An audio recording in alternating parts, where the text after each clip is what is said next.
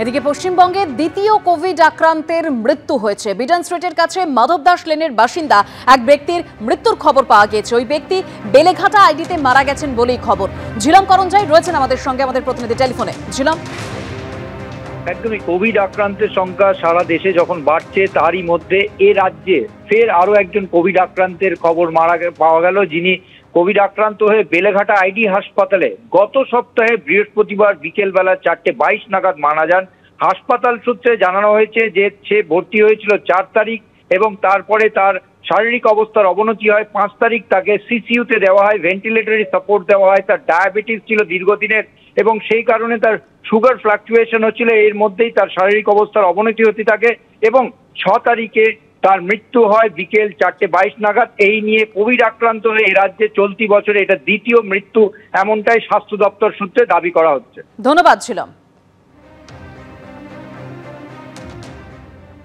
টালিগঞ্জ ইন্ডাস্ট্রিতে শুটিং ঘিরে ফের সমস্যার মেঘ। পরিচালক কিংশুকদের সিনেমার শুটিংয়ে যোগ দিলেন না টেকনিশিয়ানরা। আজ থেকে বাঘাযতীনে তার নতুন ছবির শুটিং হওয়ার কথা ছিল। জুলাই মাসে সিনেমা রিলিজ হওয়ার কথা থাকলেও এই পরিস্থিতিতে কবে তা হবে জানেন না পরিচালক।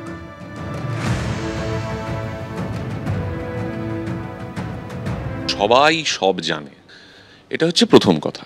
তারপরের যে কথাটা হচ্ছে যে এই যে আমাদের যারা টেকনিশিয়ান ভাইয়েরা, আমাদের যারা কলিগ, তারা আমাদেরই কাজ করতে আসছেন না। এটা প্রায় 1 বছর ধরে চলছে এই ঘটনাটা।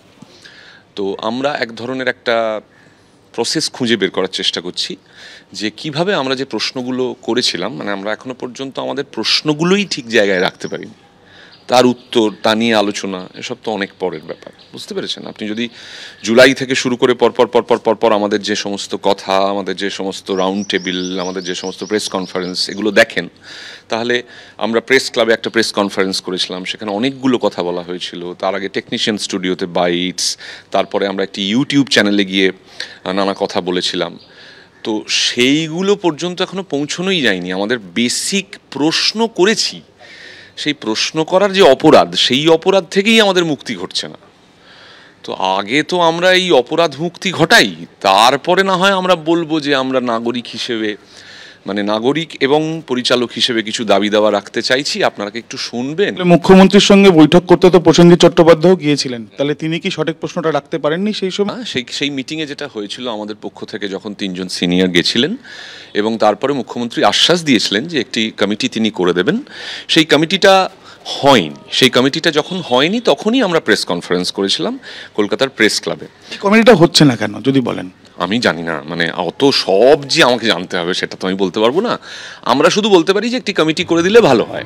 বা আমি সরাসরি চলে যাব, আমাদের প্রতিনিধি আবির দত্ত আমাদের সঙ্গে এই মুহূর্তে রয়েছেন। আবির, একেবারে অনির্বাণ ভট্টাচার্য যে কথা বলছিলেন যে বেশ মানে গত বছর খানেক ধরেই দেখা যাচ্ছে এই সমস্যা চলছে, তিনি বলছেন যে গত বেসিক প্রশ্ন করেছিলেন, সেই বেসিক প্রশ্নের যে অপরাধ, সেখান থেকে মুক্তি ঘটেনি। তাহলে সেই অপরাধের জন্যই কি এই সমস্যাগুলো? কি বলছেন পরিচালকরা? দেখো একেবারে, এবং যে ছবি আজকে শ্যুট করা গেল না, বা যে ছবি জুলাই মাসে রিলিজ হওয়ার কথা ছিল কিন্তু জুলাই মাসে আদৌ রিলিজ হবে কিনা সেই প্রশ্নের জবাব নেই বলেই জানিয়ে দিচ্ছেন পরিচালক প্রযোজকরা। এবং যার ছবি ছিল তার সঙ্গে আমরা কথা বলবো। দেখা যাচ্ছে ব্যাগ হাতে আপনারা ক্রিয়েটিভ ডিরেক্টর তিনিও রয়েছেন, ব্যাগ হাতে, সব পিঠে ব্যাগ নিয়ে সব বেরিয়ে যাচ্ছেন আজকে। তার মানে পুরোপুরি আশা সব শেষ যে আজকে আপনাদের শ্যুট হবে না? না, আজকে শ্যুট হচ্ছে না। মানে আজকের থেকে ভেবেছিলাম, আজকের থেকে এখন জানি না কবে শ্যুট আবার করবো, আবার প্ল্যান করে দেখা যাক। এখন শ্যুট হচ্ছে না। কবে রিলিজ হওয়ার কথা ছিল? জুলাই মাসে? জুলাই আগস্ট হবে এখন? না না না, এখন হবে না। এখন আগে শেষ করি ছবিটা, শুটিংটা, তারপর তো। মানে এই পরিস্থিতিতে কাজ করতে কাজের পরিবেশই বা কতটা সঠিক থাকছে? কাজের পরিবেশ তো মানে সবার সাথে আলোচনা করে যে কাজটা করবেন, সেটা কি আগামী দিনে সেটা কতটা মানে সরলভাবে থাকছে? না, এটা তো বোঝাই যাচ্ছে সরলভাবে কি আছে, এটা তো বোঝাই যাচ্ছে সরলভাবে নেই। সুতরাং এটা কি একটা কাজ হলে অনেকে কাজ করতে পারতো, তাই না? সেই জন্যই তো চেষ্টা করলাম যে সবাইকে নিয়ে যেতে কাজটা করা যায়, সেই চেষ্টাটাই ছিল। তো করতে পারে। কতটা বড় ক্ষতি বা ধাক্কা বলা যায়? সাংঘাতিক ধাক্কা না।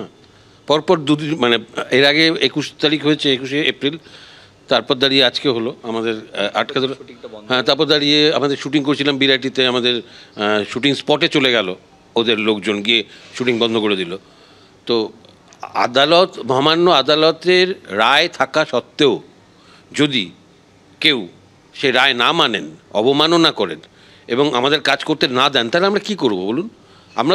আমরা তো আইন মেনেছি, আমরা তো সংবিধান মেনেছি। পুরো বিষয়টা আদালতে আবারও জানাবেন? অবশ্যই জানাতে হবে, জানাতে তো হবেই, কারণ আদালত বলেছেন জানাতে, যে আমাদের যদি আমরা হচ্ছে তথ্য সংস্কৃতি দপ্তরের সচিবকে আজকে চিঠি দেব। আদালত থেকে বলেছেন যে এরপরে কোনো অপ্রীতিকর ঘটনা ঘটলে ওনাকে জানাতে। আজকে আমরা ওনাকে চিঠি দিয়ে জানাবো।